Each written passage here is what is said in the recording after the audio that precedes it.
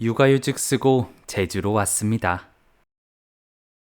제주에서 살아볼까? 제주에 살고 싶다는 막연한 생각을 오래도록 간직해왔다. 제주에 대한 나의 첫 기억은 고등학생 때로 올라간다. 비행기를 타고 간다는 것에서 이국적인 느낌이 들었고, 목가적인 성읍 민속마을이 신기했고, 말을 타는 게 재밌었다. 눈부신 여름날이었지만 오래된 기억이 늘 그렇듯 빛바래고 왜곡되어 기억에 남은 잔상들은 오래된 필름 카메라 특유의 낮은 컨트라스트로 보정된 수채화 같은 느낌으로 남아있다. 짧은 기간 여행이었지만 분명 강렬한 인상을 내게 남겼고, 그 경험 덕분에 난 그 후에도 주기적으로 제주도를 방문했다. 첫 한라산 등반은 대학생 때 오래된 친구와 함께 오른 것이었는데 겨울 산행이 쉽지 않았다. 하지만 힘들게 오른 정상에서 짧은 순간에 내 눈에 비친 설경은 이루 말할 수 없을 정도로 아름다웠다. 시리도록 푸른 백록담의 물결과 그 주변을 둘러싼 하얀 병풍 같은 봉우리의 파란 물감을 통째로 짜낸 것 같이 푸른 하늘이 만들어낸 선명한 경계선이 마치 색판화로 찍어냈다는 느낌이 들었다.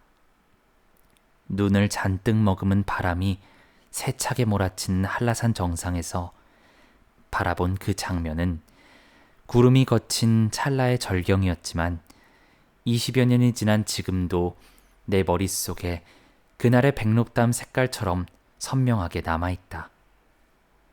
결혼하고 아내와 제주도를 처음 간 것은 아내가 임신 중이었을 때다. 병원에서 초음파 검사를 마치고 결과를 기다리는데 아내가 갑자기 제주에 가고 싶다고 했다. 손가락이 바빠졌다. 휴대폰으로 제주도에 갈 수 있는지 알아봤다. 마침 성수기여서 표 구하기가 쉽지 않았다. 남아있는 표는 비싸도 너무 비싼 비즈니스석이었다. 숙소 역시 10군데 이상 전화한 끝에 비어있는 한 곳을 겨우 찾아냈다. 제주에 도착한 우리는 행복한 시간을 보냈다. 우리는 모두 제주를 좋아했다. 이런 곳에서 살 수 있다면 얼마나 행복할지 상상했다. 그런 대화를 구체적으로 나누진 않았지만 분명 서로가 그렇게 느끼고 있다는 강한 확신이 있었다. 곧 태어날 아이가, 그리고 또 우리의 가족 계획으로 인해 이후에도 태어날 아이가 제주를 경험하길 바랬다. 태교 여행이 되었던 제주에서 우리는 해마다 제주에 오길 약속했다. 약속대로 우리는 해마다 제주를 방문했다. 아이가 커감에 따라 제주에서의 추억도 쌓여갔다. 뱃속에 있던 아이가 이제는 제주 땅을 밟으며 걸어다녔고, 셋이 아니라 넷이 되어 제주를 방문했다. 기어다니던 둘째가 우도를 마음껏 뛰어다니며 땅콩 아이스크림을 사달라고 졸랐다. 우리에게 있어 제주는 에덴 동산처럼 느껴졌다. 태초에 하나님이 천지를 창조하시고 아담과 하와를 에덴에 머무르게 하셨다. 제주는 하나님이 우리에게 주실 에덴일 거라는 생각이 들었다. 제주가 간직한 자연 그대로의 모습은 우리가 늘 꿈꾸는 행복한 삶에 가까웠다. 바쁘고 복잡한 도시에서 벗어나 조금은 느리게 천천히 걷는 삶. 진짜 중요한 것에 집중할 수 있는 삶. 제주는 우리에게 운명과도 같았다. 제주를 꿈꾸다. 아내가 육아휴직을 허락한 뒤 나의 계획은 일사천리로 진행되었다. 휴직을 위해서는 여전히 넘어야 할 산이 많았지만 그 모든 과정을 차분하게 신압으로 진행했다. 나는 아내에게 기왕 휴직하는 거 새로운 삶을 살아보자고 제안했다. 오랫동안 마음속에 담아두었던 그 이야기를 꺼낼 때가 된 것이다. 한국인이라면 누구라도 집 서재 한 구석에 보관된 오래된 책이 몇 권 있을 것이다. 윤동주 시인의 하늘과 바람과 별과 시라던가, 국어대사전 같이 소복이 먼지가 쌓여 있지만 언제든 꺼내보고 싶은 마음이 가득한 책. 제주에서의 삶은 나에게 그런 책과 같았다. 제주에서 1년을 살아보는 건 어떨까? MBTI가 ESTJ인 아내는 나의 허무맹랑해 보이는 소망을 들었을 땐 언제나 잘 고민해보자고 답변하곤 했다. 항상 바로 결정을 내리기보다는 심사숙고해보는 편이다. 하지만 이때만큼은 아내가 적극적으로 동의했다. 제주살이의 꿈이 현실로 바뀌는 순간이었다. 이제 우리는 제주에서 어떻게 살지 궁리를 해야 했다. 목표는 정해두었지만 과정은 전혀 생각해 본 적이 없었다. 처음에는 그저 지금까지 군 생활하며 이사 다니는 것만 생각하며 그냥 가면 되지 라고 생각했다. 하지만 막상 책을 펼쳐보니 이거 꽤 쉽지 않은 여정이겠구나 싶었다. 제주 이사는 처음부터 나를 곤란하게 만들었다. 제주는 서민 덕분에 육지와는 다른 토속 신앙과 문화가 있었다. 이사를 계획하는데 신구간이라고 하는 생전 처음 들어보는 단어가 제일 먼저 튀어나왔다. 1년간 제주도에서 열심히 임무를 마친 신들이 하늘에 보고하러 올라가는 기간이라고 한다. 제주도시는 관료제인가 보다. 쉽지 않은 신의 삶. 여하튼 신구간은 통상 12월에서 2월 사이라고 하는데 정확히 며칠부터 며칠까지인지는 그 어디서도 찾을 수 없었다. 신구간에 이사하는 것이 제주에서는 일반적이라고 한다. 덕분에 이삿짐 센터는 수요가 몰려 프리미엄이 붙고 전자제품을 판매하는 곳에서는 오히려 신구간 기념 세일을 진행하는 아이러니함을 보인다. 우리가 이사할 수 있는 날짜를 따져보니 11월 24일 정도가 적당했다. 날짜를 먼저 정해두어야 그 다음이 편하기 때문에 날짜를 정했는데 정하고 보니 신구간이랑 약간 어긋나 있었다. 이사는 기본적으로 육지에서 섬으로 넘어가다 보니 과격이 만만치 않았다. 게다가 이사 시즌이 아닌 관계로 집을 구하는 게 쉽지 않았다. 제주에서는 연쇄살이라고 하는 1년치 임대료를 한 번에 내고 1년을 사는 독특한 부동산 거래 방식이 있었다. 육지에서는 주로 월세, 전세, 매매가 활성되어 있지만 관광지인 제주는 월세, 연세, 전세, 반전세, 매매 등 다양한 거래 방식으로 적은 수요층을 더 세분화하여 많은 사람에게 매력적인 부동산 시장이 형성되어 있었다.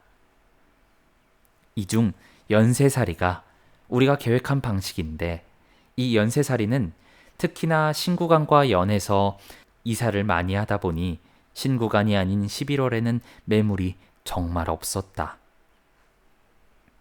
제주의 살멍. 육지에서 제주로 가는 바다는 생각보다 거칠다.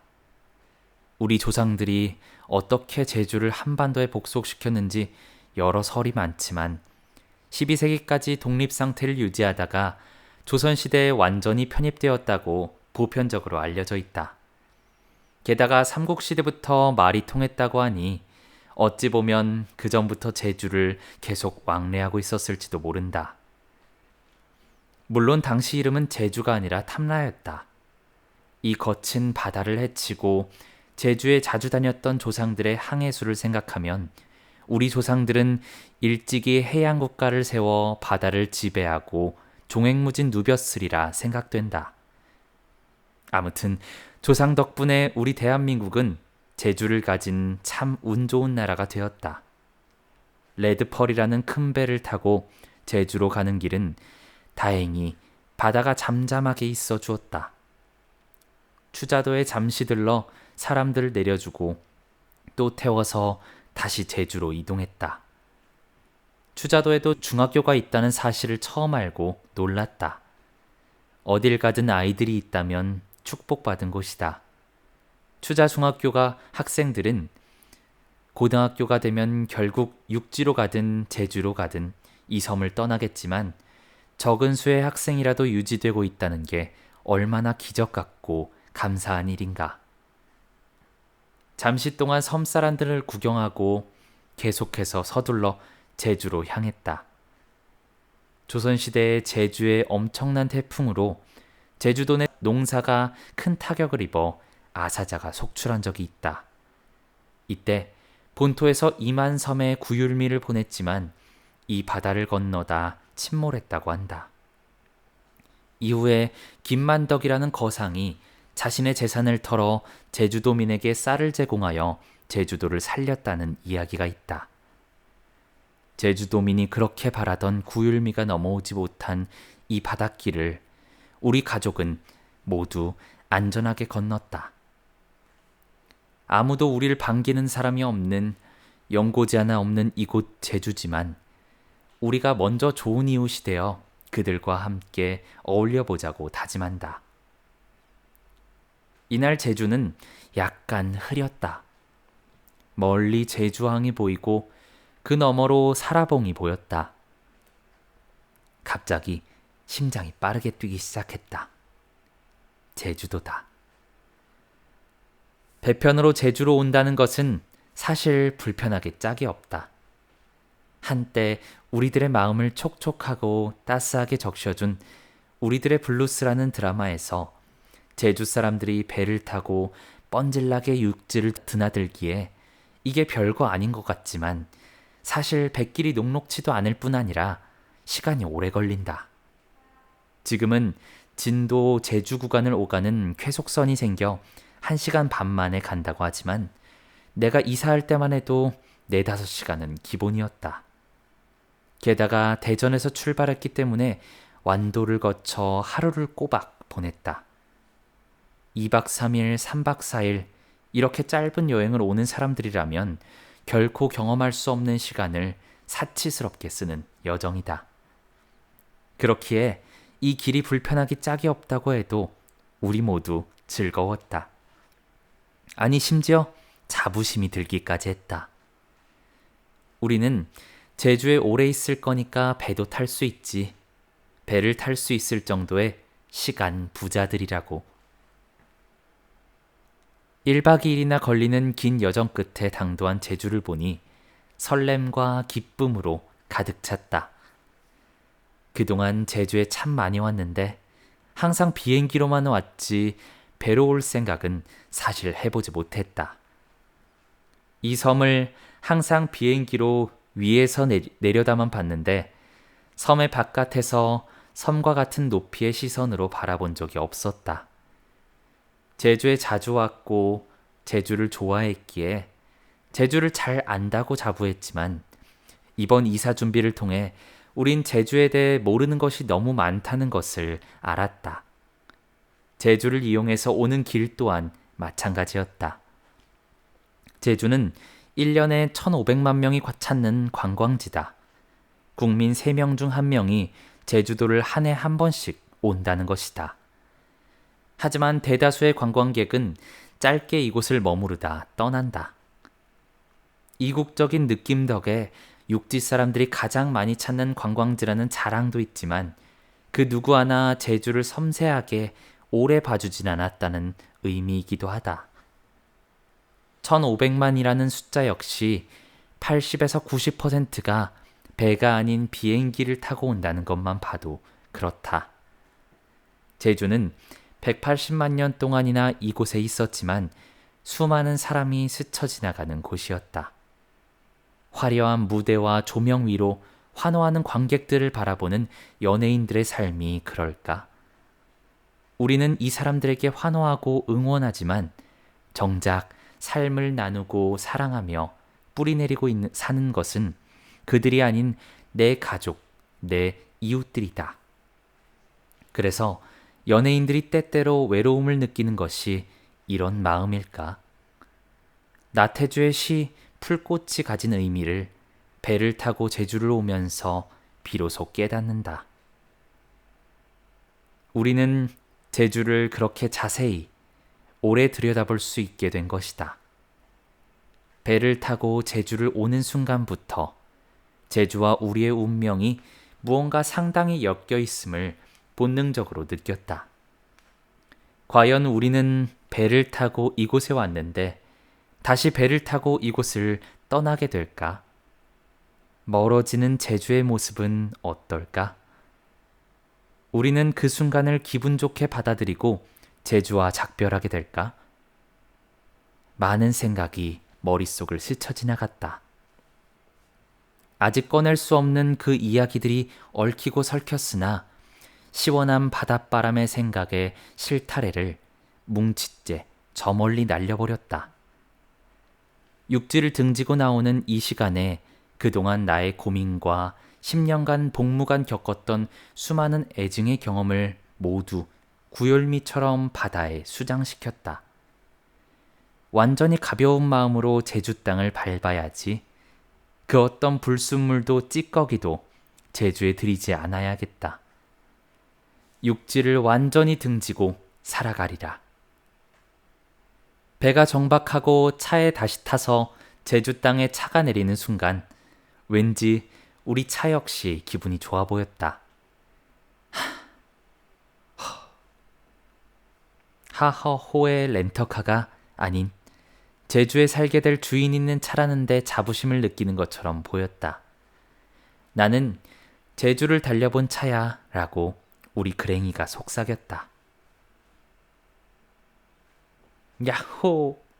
제주에 도착한 우리는 너무나도 신났고 자유로움을 듬뿍 느꼈고 배가 고팠다. 제주에서의 이 영광스러운 첫 끼니를 어디서 먹을까 고민하던 중 이제 제주도민이 될 것이니 관광객처럼 먹지 말고 도민 맛집을 가보자고 했다.